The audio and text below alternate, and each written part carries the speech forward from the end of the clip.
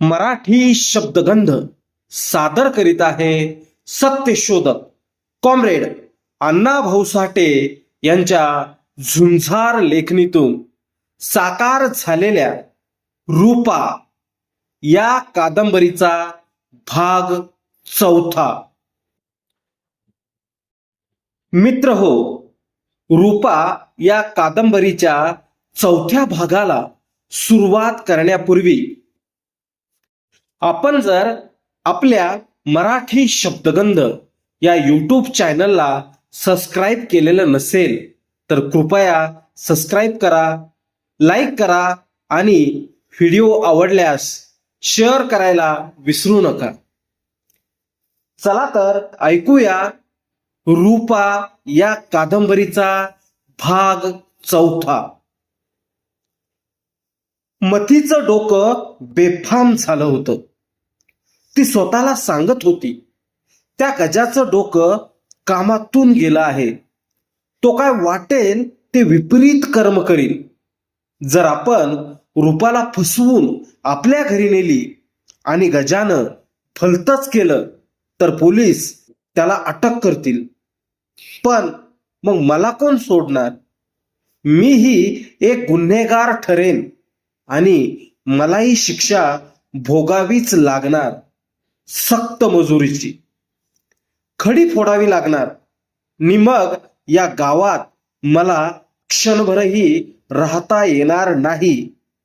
आणि मग तिला तो तुरुंगातील हातोडा स्वप्नातही दिसू लागला. गजा तर वेडा पिसा झाला होता. तो रूपासाठी झुरत होता आणि मथीच्या नावाने खडे फोडीत होता. ही मथीच मला बनवत आहे असं त्याचं मत झालं होतं. तो मथीच्या नावाने कढत होता, जळफळत होता आणि मथीचा पाठलाग करीत होता. आणि रूपा मथीला झुकांड्या देत होती. नि सराईत कुंटी नसलेली ती मथी हताश होत होती. पण ती रूपाची पाठ सोडित नव्हती. ती नवे नवे सापळे लावित होती. पण त्यात रूपा सापडत नव्हती. ती मथीला वरचेवर झुकांड्या देत होती. नि मथी चरफडत होती. मनातल्या मनात कळत होती. ती एकदा गजाला एकांती म्हणाली, आता बाबा 2च उपाय आहेत ती. नि ते म्हणजे एक, तू रूपाला रानात गाठून चलमडून मोकळा हो, किंवा मी रूपाची नि दिनकरची भानगड तिच्या बापाच्या कानावर घालते आणि तिला जन्मातून उठवते. तिला जे जे मागणं येईल ते ते मोडून काढते, मरू दे. आणि ते ऐकून गजा गंभीर झाला. नि पुढे काहीच न बोलता मळ्यात जाऊन उताना पडून विचार करू लागला. मतीचं खरं आहे. आता हे 2च उपाय आहेत. जर मी रूपाला रानात धरली तर काय होईल? तुरुंगच ना. काय फाशी तर नाही होणार, पण रूपाचं वाटोळं होईल. या खोऱ्यात तिला नवरा मिळणार नाही आणि ती जन्मभर अशीच कुजत राहील. मग तो दिनकरही तिला जवळ करणार नाही. नि मग तिला कुणाची तरी रखेलीच होऊन जन्म गुदरावा लागेल. माझं काय? मी नरबच्चा. नि गावात डंगारण्याचा डंग भक्कम आहे. आमची बरोबरी कोणीच करू शकत नाही. आणि पुढे जे काय होईल ते भोगायला मी तयार आहे. आता कुणालाच डरणार नाही. काय वाटेल ते करून मी त्या पोरीचा तो दिमाग धुळीला मिळवीन. आणि पुढं गजाचं टाळकं दिवसेंदिवस वनव्यासारखं तरकटू लागलं. त्यानं भरपूर दाढी वाढवली. त्यामुळे तो भलताच उग्र दिसू लागला आणि कुऱ्हाडीत कानाबरोबर दांडा घालून तो बेबंद वागू लागला. तो आपल्या मित्रांशी बोलताना नाक फुगवून बोलत होता. लवकरच मी दिनकरच्या गोळीला कुऱ्हाडीनं कसा जबाब देतोय ते बघायला तयार राहावा. काही दिवस असेच गेले. एके दिवशी भर उन्हाच्या रखात रूपा नदीवर गेली होती. नी एका खडकावर बसून धुनी धुत होती. 2-4 बाया जवळच आंघोळ करीत होत्या. नी 5-6 पोरं डोहात डुबक्या मारीत होती. बाकी पानवठा शांत होता. रूपा एक एक धडूत धुवून वाळूवर वाळत घालीत होती. ती इकडं तिकडं मुळीच पाहत नव्हती. पण गजाची धगधगीत नजर तिच्यावर चरफडत होती. तो जवळच किंजाळात दबा धरून बसला होता. नी तो रूपाच्या देहातील प्रत्येक अवयव निरखित होता. ती धडूत वाळत घालायला फिरली की तिचे उभार उरोच पाहून त्याचं डोकं बधीर होत होतं. मन वेडावत होतं आणि विचार पेट घेत होते. गजापासून थोड्याच अंतरावर मथी बसली होती. तिनं आज तो गजाचा लांडगा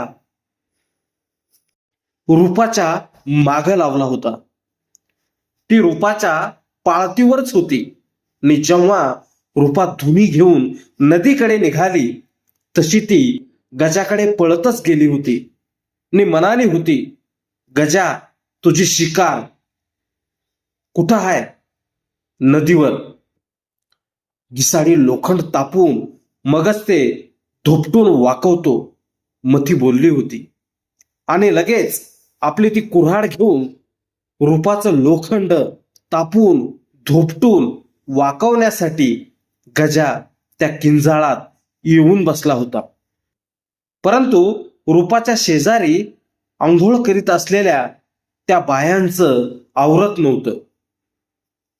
पोरं डोहातून बाहेर येत नव्हती. त्यामुळे गजाचा नाईलाज झाला होता आणि तो त्या बाया आणि ती पोरं निघून जायची वाट पाहत होता. हरणीवर वाघानं दबा धरून बसावं तसा तो बसला होता. त्या बायांचा त्याला राग आला होता. त्यानं आपला निश्वास दाबून धरला होता आणि मांजरानं उंदीर चेलमडावा तसं आज रूपाला आपण चेलमडायची हा एकच विचार त्याच्या डोकीत थैमान घालीत होता. रूपाचं धुणं संपलं. तिनं वाळत घातलेली कापडं गोळा केली. ती खांद्यावर घेऊन रूपा घरी जायला निघाली आणि गजाला आनंद झाला. परंतु घात झाला. त्याच वेळी 2 बायांची आंघोळ झाली आणि त्याही रूपाबरोबर घरी निघाल्या. नी गजाचा जीव कंठात आला. तो तसाच बसून राहिला. आपलं नशीब फुटका असून रूपा नशीबवान आहे याचा तो विचार करू लागला. तो घरी निघालेल्या रूपाची पाठमोरी आकृती पाहत होता आणि आता हा गजा काय करणार हे पाहण्यासाठी मथी उत्सुक झाली होती. रूपा पानवठा माग टाकून गाव पांदीला लागली. नी पुढून दिनकर येत असलेला पाहून तिनं पाय गाळले. दिनकर जवळ आला. त्यानं विचारलं, कुठं गेली होतीस? नदीला, धुनी धुवायला. रूपानं हसत उत्तर दिलं. मग चल, दिनकर बोलला. कुठं? मळ्यात. कशाला? मग सांगतो. मग सांगायची काहीच गरज नाही, ते मला समजलं आहे, ती म्हणाली. मग चल तर.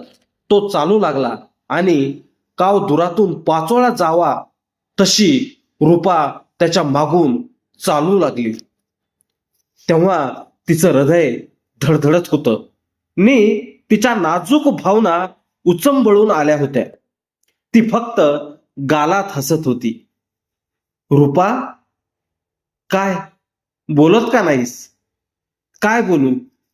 तू का मुकी आहेस? नाही, पण आत्ताच्या घडीला मी मुकी झाली आहे.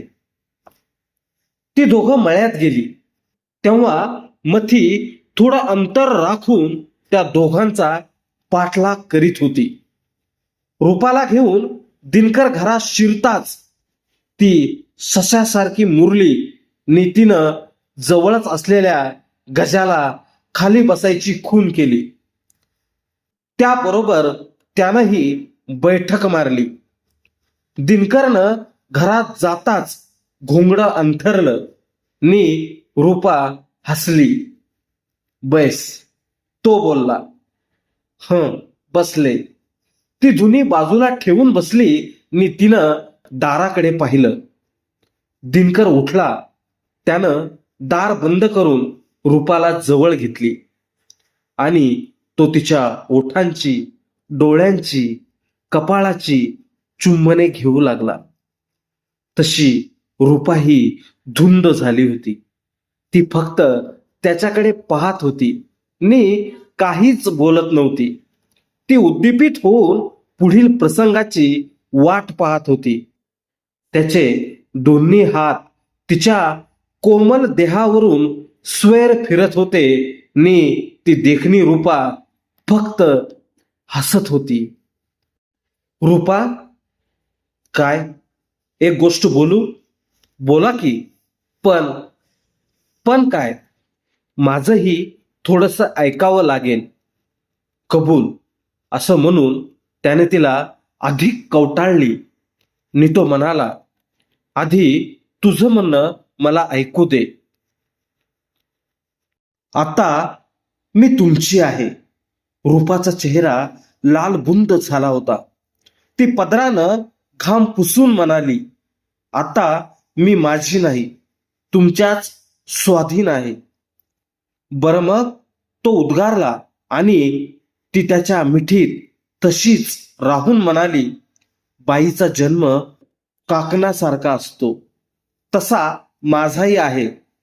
एकदा का काकण पिचकलं की त्याचा नाद जातो, मग त्याला फोडून फेकावं लागतं. तसं माझं होऊ नये. तसं मुळीच होणार नाही, तो बोलला. होईलच, ती म्हणाली. पण कशावरून? त्यानं विचारलं. त्याच्या तोंडापुढे तोंड नेऊन रूपा म्हणाली, सरकार मृग नक्षत्र सुरू झालं की पेरलेल्या बियांना टरारून कोंब येतात. जळून खाक झालेली गवतं पुन्हा मूळ धरू लागतात. धरणीला नवा रंग येतो.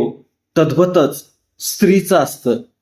मीही एक स्त्रीच आहे नि माझाही रंग निश्चित बदलेल, याचा विचार करा. आणि काय? दिनकरचं मन वेडावलं होतं. तरीही त्यानं प्रश्न केला, म्हणजे लग्न होईपर्यंत कळ काढा. रूपा म्हणाली नि हसली. नाही नाही रूपा, आपलं लग्न होईपर्यंत मी जगणारच नाही. तो आवेगानं तिला हृदयाशी धरून म्हणाला.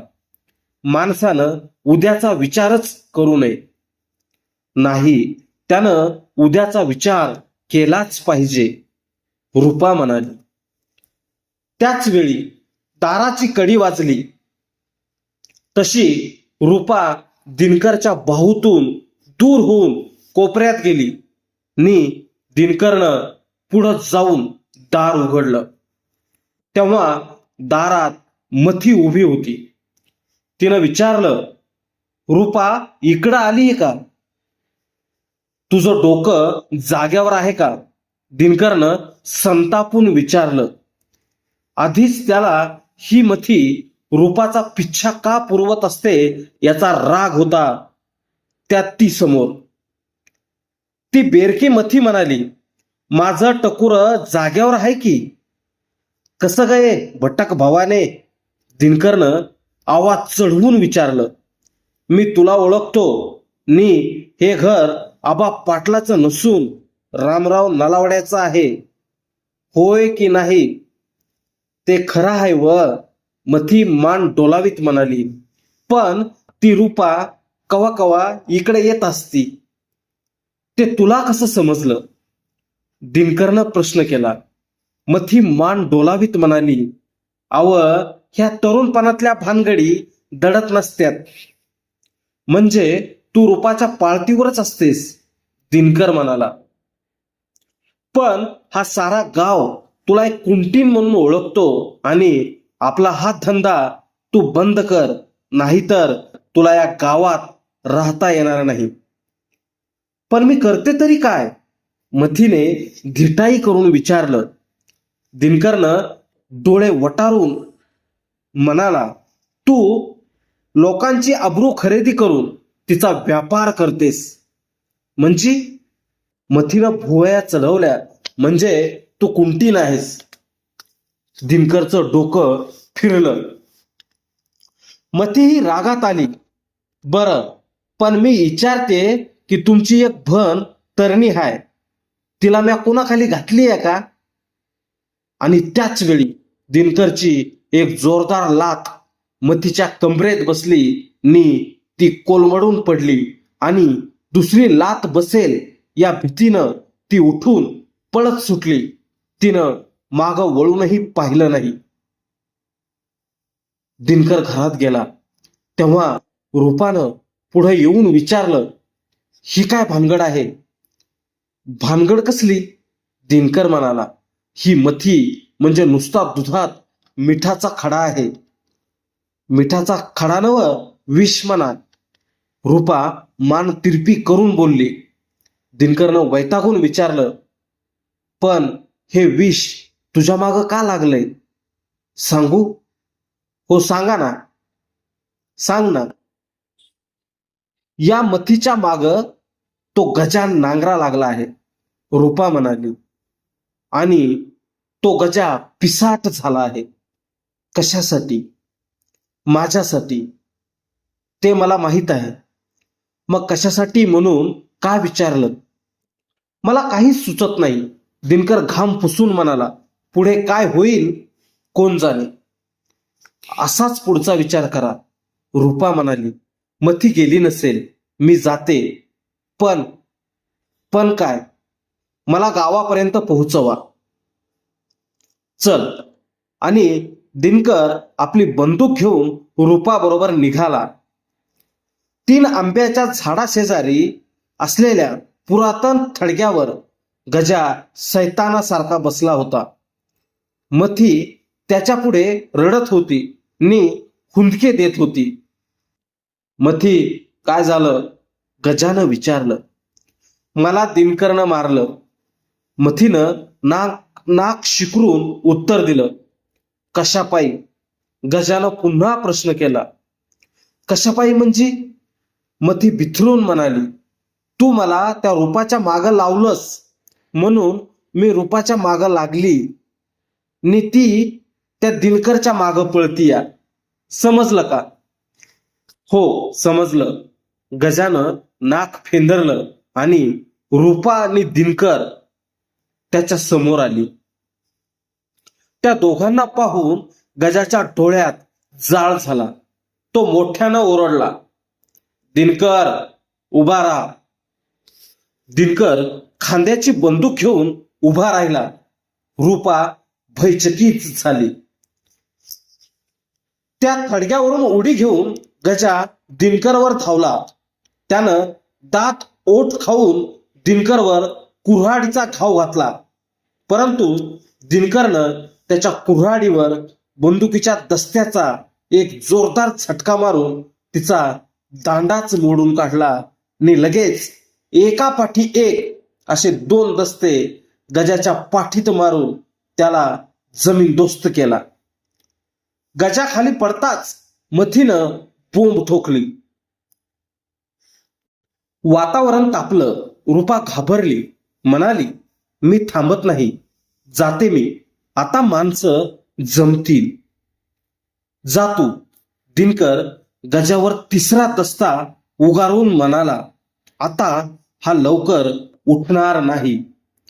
मथी तशीच बोंबलत होती. गजा निपचित पडला होता, त्यामुळे तो काहीच बोलू शकत नव्हता. रूपा गावात गेली आणि रानातील नि गावातील माणसं त्या थडग्याकडे धावली. त्यांनी गर्दी केली. काहींनी पुढे होऊन दिनकरची बंदूक धरली आणि गजा कसा बसा उठला. तोच 4-5 माणसांनी त्याला धरला आणि सर्वांनी एकच प्रश्न विचारला, अरे कशासाठी ही कलागत करताय? हे या हलकट गजाला आणि त्याची ही रखेली मथी यांनाच विचारा. दिनकर म्हणाला, या मथीनं आग लावली आहे. गजा आता माझा खून करणार होता. त्यानंच आधी कुऱ्हाड चालवली, पण मी त्याचा दांडा मोडून याला खाली पाडला आणि मग गावाचा कल फिरला नि सर्वच मथीवर बिथरले. दादू मगदूम म्हणाला, अरे कायदाशीन हाही या गावात, पाण्यानं घर जाळीत असतीया. अरे मग ही सटवाई गावात ठेवायचीच कशाला? खोत करदडला नि सर्वच बोलू लागले. तशी मथी डोळ्याला पदर लावून मोठ्यानं रडू लागली नि पुन्हा गावकऱ्यांना तिची दया आली. मग काहींनी गजाला गावाकडे नेला आणि दिनकर मळ्याकडे परतला. गजाला घेऊन गावाकडे निघालेले ते बेरकी गावकरी गजाची चेष्टा करीत होते. त्यात खोत आणि मुकादूम या दोघांनी गजावर तोफा टाकायला प्रारंभ केला होता नि बाकीचे हसत होते. मगदुमानं गजाला विचारलं, ए गजा, अरे तू रेड्यावानी गडी असून एका दणक्यात भुईसपाट कसा झालास? आणि सर्वच एकदम हसले. काय करायचं, त्याचा काळ आला होता पण येळ आली नव्हती. गजा सरफडून म्हणाला, त्यात कुऱ्हाडीनं दगा दिला. म्हणजे तिनं रे काय केलं? खोतानं गंभीर चेहरा करून विचारलं. गजा म्हणाला, ऐन वक्ताला माझ्या कुऱ्हाडीचा दांडा मोडला. नाहीतर. अरे गजा, तेच बरं झालं. खोत म्हणाला, नाहीतर तुझं भुसकाटच पडलं असतं, म्हणजे मेला असतास. मग त्यात काय आहे, मरान काय दोनदा येत नसतं. गजा गुरगुरला. अरे ते खरं आहे, पर तू चांगल्याच लेकरू असून ही भाराभर दाढी वाढवून असं टकुरं फिरल्यागत कशा पाय करतोस? मगदूम म्हणाला, इथनं पुढं सरळ वाग नि परत मारामारीच्या भानगडीत पडू नग. पुढं गजा काहीच बोलला नाही. तो घराकडे चालू लागला नि गावकरी पाराखाली थांबले. तेव्हा गजाकडे पाहात खोत म्हणाला, चायला हे कार्ट राजा इंद्राच्या गोष्टी करतय मन, मरान दोनदा येत नसतं. कडूस पडलं होतं. तोंड ओळख मोडली. घरोघर दिवे लागले होते. गावात शांतता पसरली होती. परंतु दिनकर नि गजा यांच्या हाणामारीमुळे वातावरण तंग झालं होतं. रामराव नलावडा भडकला होता. तो चौफाळ्यावर बसून दिनकरवर नजर रोखून बोलत होता नि जवळच दिनकर भिंतीला पाठ लावून बसला होता आणि त्याची आई सारजाबाई बाजूला उभी होती. रामरावानं विचारलं, तू आज ही कलागत का केलीस? मी काहीच केलं नाही. ते सर्व त्या गजानं केलं. तोच आधी कुऱ्हाड घेऊन माझ्या अंगावर आला. पण का? रामराव खेकसला. आणि तू आमच्या पोटी एकुलता एक आहेस हे तुला कळत नाही? सारजाबाई मध्येच बोलली. तू थांब. रामराव सारजाबाईला थांबवीत म्हणाला, हं चल पुढे बोल. पुढं काय? दिनकर म्हणाला, जर मी बंदुकीच्या दस्त्यानं गजाची कुऱ्हाड मोडली नसती तर मी ठार झालो असतो. दिनकरचे हे शब्द ऐकून सारजाबाईला धक्काच बसला. ती उद्गारली, अगं बाई. दिनकरनं रामरावाला उलट प्रश्न केला, मग तुम्हीच सांगा, त्या जीव घ्यायला आलेल्या माणसाला 2 झपाटे दिले, यात माझं काय चुकलं? तुझं चुकलं का गजाचं चुकलं ते मला कळत नाही, रामराव म्हणाला. आजच्या या भांडणाचं मूळ मला समजलं पाहिजे. मी मळ्यात घरात बसलो होतो. बरं पुढं? तिथं मथी आली. बर पुढं बोल. तिनं मला विचारलं, काय आबा पाटलाची रूपा इकडे आली आहे का, असं. मग मी तिला हे घर आबा पाटलाचं नसून ते रामराव नलावड्याचं आहे असं उत्तर देऊन एक लाथ मारली. आणि मग रामराव एखाद्या वकिलानं आरोपीची सर तपासणी घ्यावी तसं दिनकरला खोदून विचारित होता. मी बांधावर उभा होतो. तेवढ्यात शेताकडून रूपा आली. दिनकर म्हणाला, त्यावेळी ती गजाला भ्याली होती. बरं मग? मग ती म्हणाली, काय म्हणाली? रामरावानं विचारलं. ती म्हणाली की ओळीच्या आंब्याच्या पुढे भुयाच्या ठेकापर्यंत मला घालव, मला भीती वाटते. दिनकर स्पेशल खोटं बोलला, सपशेल खोटं बोलला. रामरावानं प्रश्न केला, पुढं काय झालं? मी रूपा बरोबर निघालो, दिनकर म्हणाला. आणि खरोखर गजा त्या थडग्यावर रूपाची वाट पाहत होता आणि मथी त्याच्या पुढे बसून रडत होती. मला पाहताच गजा एकदम खवळला. मी कुऱ्हाड घेऊन धावत आला आणि काय, मी त्याला लोळवल्यावर मथीनं बोंब ठोकून गाव गोळा केला. बस एवढंच, दिनकर बोलला. रामराव विचारात पडला नि म्हणाला, ही काय भानगड आहे? त्या मथीनं आमच्या मळ्यात येऊन रूपाची चौकशी करणं नि त्या गजाचं त्यावेळी थडग्यावर बसणं आणि मथीनं त्याच्या पुढे रडत बसणं, हे सारं आहे तरी काय? मला काहीच कळत नाही. गजाला रूपाचं वेड लागला आहे, दिनकर म्हणाला. रूपाला एकटी गाठावी असा त्याचा विचार आहे नि आज माझ्यामुळे त्याची शिकार साधली नाही म्हणून तो तसा भडकला. शिवाय रूपा आपली आहे, तिनं कुणाशी बोलू नये असं त्याचं मत आहे. मग तुझे केलंस ते ठीक केलंस, रामराव शांत होऊन म्हणाला. 2 दणक्यात गजाला पाडलास, शाब्बास. आता चल जेवून घे, सारजाबाई म्हणाली. दिनकर उठून घरात गेला आणि घर शांत झालं. दिनकर जेवून सोप्यात आला होता. नलावडे आळीची माणसं येऊन मारामारीचं कारण विचारून जात होती आणि ती नलावड्यांची तरणी पोरं सोप्यात दिनकरशी बोलत बसली होती. परंतु डंगारण्याची आळी स्वस्त बसली नव्हती. नुसता भडकाच उडाला होता. एकूण एक डंगारणा संतापला होता. गजाला मारणं आणि तेही बंदुकीच्या दस्त्यानं मारणं हा त्यांना आपला अपमान वाटत होता आणि प्रत्येक माणूस हमरी तुमरीवर येऊन हाणामारीचीच भाषा बोलत होता. ती बातमी ऐकल्यापासून धोंडीबा डंगारण्याचं डोकं बधीर झालं होतं. आता पुढे काय करावं याचा तो विचार करीत होता. त्याला संताप आला होता, म्हणजे दिनकरचा आणि गजाचाही.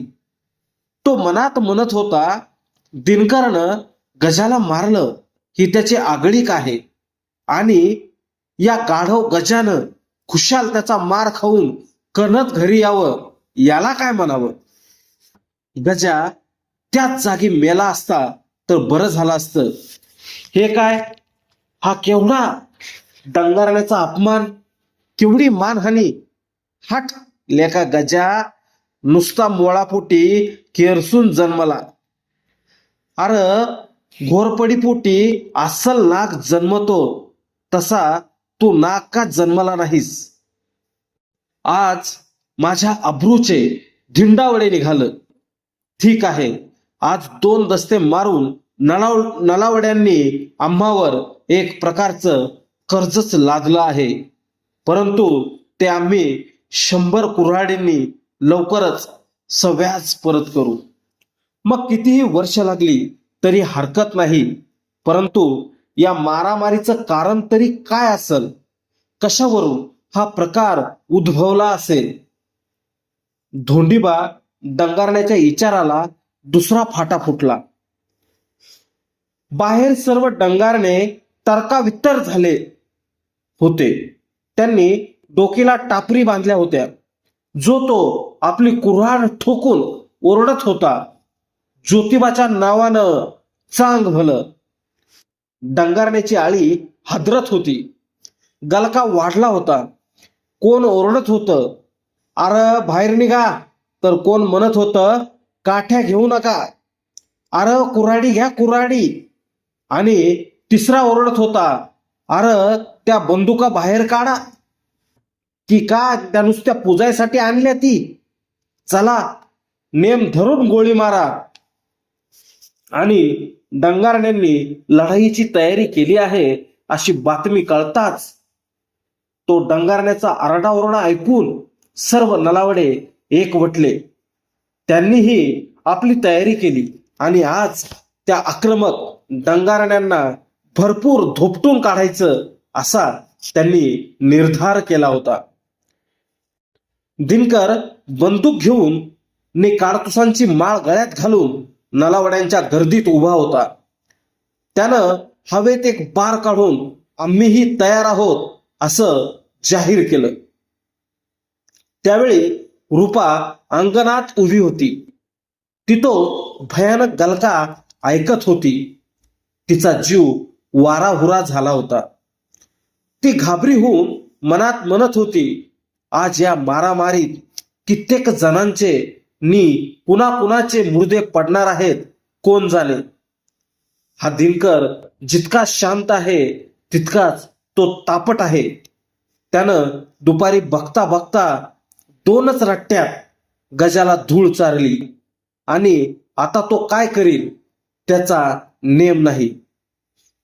जर का डंगारड्यांचे पाठबळ मोठं आहे असं समजून त्यांनी नलावड्यावर चढाई केली तर दिनकर एक डंगारणा गोळीनं टिपील.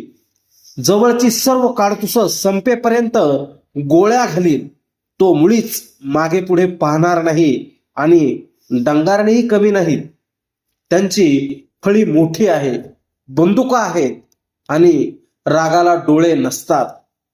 डंगारणेही बंदुका चालवायला मुळीच कचरणार नाही. आणि ही भयंकर खुनाखुनी माझ्यामुळेच होत आहे हे बरं नाही. हा सर्व रक्तपात माझ्यासाठीच होणार आहे. या रक्तपाताचं मूळ कारण मी आहे. आणि जर उद्या समजलं या सर्व प्रकाराला रूपाच कारणीभूत आहे तर माझी भयानक बदनामी होईल. लोक मला बदफैली म्हणतील नि माझ्या वडिलांना मान वर करता येणार नाही. त्यांनाही खरंच वाटेल. मी मथीची मैत्रीण आहे हे सर्वांना माहीत आहे. त्यामुळे मी संपूर्ण कलंकित ठरेल. ते जाऊ दे, माझं काही का होईना, पण आज या दंगलीत दिनकरलाच एखादी गोळी लागली तर नि त्याचं काही भलतं सलतं झालं तर माझं जीवन मलाच असह्य होईल. परंतु तसं होऊ नये. तो जगावा, तो आबाद राहावा, कारण माझं सर्व आता त्याच्यातच सामावलं आहे. इतक्यात दिनकरनं हवेत 2 गोळ्या झाडून डंगारण्यांना लवकर या असा इशारा दिला. तशी रूपा चमकली. कावरी बावरी होऊन समोर पाहत ओठात फुटफुटली. झाला वाटतं लढाईला आरंभ. आणि एक एक डंगारणा केकाटला. अर तिकडं बंदुका हाका मारत्यात. त्यासनी बंदुकींनी ओ तरी म्हणा. का डंगारनं बहिरा आहे ती आणि त्यांच्या बंदुका मुक्या आहे ती, का त्यांची वाचा बसली रे, एकानं ओरडून विचारलं. आणि डंगारण्यांच्या बंदुकांचे धडाधड बार कडाडले आणि त्यांचा आवाज त्या रात्रीची चिरफाड करीत दूर दूर गेला. आणि धोंडीबा डंगारणा अंगणात आला. त्यानं ऐका म्हणताच गलका थांबला आणि मग धोंडीबा म्हणाला, असं उतावळे होऊ नका. असं येडं व्हाल तर वंगाळ होईल. अर बंदुका आपल्या पदराच्या असल्या तरी दुसऱ्याचा जीव आपल्या पदरचा नाही. अर बंदुका आपल्या पदरच्या असल्या तरी दुसऱ्याचा जीव आपल्या पदरचा नाही. तुम्ही कुणाला बी माराल आणि मग सारी डंगारण्याची आळीच ढानकाला जाईल, हे इसरू नका. मग काय करायचं म्हणता? सर्वांनी एकाच वेळी एकच सवाल केला. आणि धोंडीबा म्हणाला, मला आजच्या कलागतीचं कारण कळलं पाहिजे. गजानं सांगितल्यालं म्या ऐकिलंय. मग झालं तर कोणीतरी मध्येच बोलला आणि धोंडीबा म्हणाला, झालं तर म्हणजे काय? अर एका हातानं टाळी वाजत नसती. मी आत्ताच रामरावाकडे जाऊन त्याची बी बाजू ऐकून घेणार, मगच पुढचं पुढं. काय तुम्ही जाणार? कुऱ्हाड घेऊन असलेल्या गजानं विचारलं. धोंडीबा म्हणाला, मला भ्या आहे का कुणाचं? आणि रामराव नलावड्याचं घर म्हणजे काय वाघाची घळ आहे का? हे मी निघालो. आणि 2 माणसं बरोबर घेऊन धोंडीबा नलावड्याच्या आळीत गेला. तेव्हा एका नलावड्यानं दरडावून विचारलं, कोण आहे ते? मी धोंडीबा डंगारणा आहे. डंगारण्यानं उत्तर दिलं. त्यावेळी रामराव सोप्यात बसला होता. तो म्हणाला, येऊ द्या त्यांना. आणि धोंडीबा सोप्यात जाऊन बसत म्हणाला, दुपारी झालेल्या मारामारीचं कारण विचारायसाठी मी आलोय. फार फार चांगलं केलं, रामराव म्हणाला. जन्माला येऊन आज मोठा शहाणपणा केला आहे. मग ऐका तर, सांगा. धोंडीबा सरळ बसला. आणि थोड्याच वेळापूर्वी दिनकरनं सांगितलेली सर्व हकीकत रामरावनं सविस्तर सांगितली. आणि हलक्या आवाजात तो म्हणाला, त्या मथीनं आमच्या मळ्यात जाऊन रूपाची चौकशी करणं हे बरोबर होतं का? मला हे मुळीच बरोबर वाटत नाही. कारण इथं एका मुलीच्या जीवनाचा प्रश्न आहे. तिचं वाटोळं होणार नाही का? समजलं आणि पटलं बी. धोंडीबा म्हणाला, मी निघालो, द्या परवानगी. तुम्ही जा खरं, परंतु रूपाचा प्रश्न फार नाजूक आहे, रामराव हळू आवाजात म्हणाला. म्हणून तुम्ही ही झाकली मूठ उघडू नका, ती तशीच ठेवा. काळजी करू नका. धोंडीबा म्हणाला, मी बी 2 लेकींचा बाप आहे. आणि धोंडीबा परत आला त्यावेळी गावात सामसूम झाली होती. कुठंही हुकाचू होत नव्हतं. एका डंगारण्यानं विचारलं, आबा काय घडलं? जे घडायचं ते घडलं, धोंडीबानं उत्तर दिलं. एक जण बोलला, पर काय घडलं ते आमासनी बी कळू द्या. आता नाही, सकाळला, धोंडीबा म्हणाला. आता आपापल्या घरला जावा ने हत्यारं ठेवून निजा. त्यावर कोणी काहीच बोललं नाही. सर्व डंगारणे आपापल्या घरी गेले. तिकडे नलावडेही घरोघर पांगले. त्या गावात संपूर्ण शांतता प्रस्थापित झाली. आणि आता काय ऐकायला मिळणार म्हणून कान टवकारून बसलेल्या बायांनी सुटकेचे निश्वास टाकले. रूपाला भलतंच आश्चर्य वाटलं. ती मनात म्हणू लागली, हे काय, ही सारी पिसाळलेली भूतं गेली कुठं नि कशामुळे? ही होणारी मारामारी टळली असल, हा एक मोठा चमत्कारच आहे. नि तो कशामुळे झाला असावा कोण जाणे. रूपा सोप्यात बसलेली नानूबाई म्हणाली, झालं ते चांगलं झालं. आता बरीच रात्र झाली या, तू झोप बरं. आणि रूपा घरात जाऊन अंथरुणावर पडली. परंतु हा रक्तपात टळला कसा, हा विचार तिची पाठ सोडित नव्हता. ती स्वतःलाच विचारित होती, काय बरं झालं असेल? आणि लगेच स्वतःच स्वतःला उत्तर देत होती, काही का होईना, झालं हे बरं झालं. आता मडी पाहायची आपणावर मुळीच पाळी येणार नाही. आणि तोच विचार करीत ती झोपी गेली. परंतु धोंडीबा डंगारण्याला मुळीच झोप लागत नव्हती. रामरावानं सांगितलेली हकीकत त्याला पटली होती आणि म्हणूनच तो गजाचा आणि रूपाचा विचार करीत होता. तो मनात म्हणत होता, रूपासाठी गजा वेडापिसा झाला आहे, हे आज उघड झालं. अलीकडे या गजानं या वयात सुंदर दिसावं म्हणून टापटिपीत राहायचं सोडून दाढीच वाढवली आहे. काय मूर्खपणा! त्याला काय कमी आहे? मग हा इबलिसपणा कशासाठी? आणि हा काहीच काम करीत नाही. सकाळी उठून आवलं चावलं 4 घास खायचं, कुणाशी बोलायचं नाही, याचा अर्थ काय? याचा अर्थ गजाला रूपाचं वेड भरलं आहे. परंतु रूपा ती रूपाच आहे. तिच्या पाठी या गजानं का लागावं? सर्व चांगले गुण म्हणून जे आहेत ते एका रूपात सामावले आहेत आणि जगातील झाडून सर्व दुर्गुण आमच्या गजात एकवटले आहेत. मग अशा या अवलक्षणी गजानं नाही ते वेड का लावून घ्यावं? गावातील एकूण एक इरसाल उंडकी पोरं या गजाचे दोस्त.